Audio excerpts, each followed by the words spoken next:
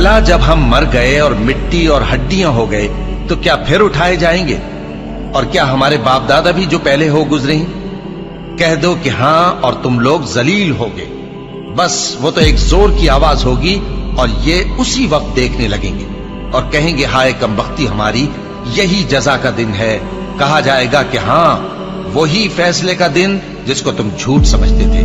फरिश्तों को हुक्म होगा जो लोग जुल्म करते थे उनको और उनके हम जिन्सों को और जिनको वो पूजा करते थे सबको जमा कर लो, यानी जिनको अल्लाह के सिवा पूजा करते थे, फिर उनको जहन्नम के रास्ते पर चला दो और उनको ठहराए रखो कि उनसे कुछ पूछना है।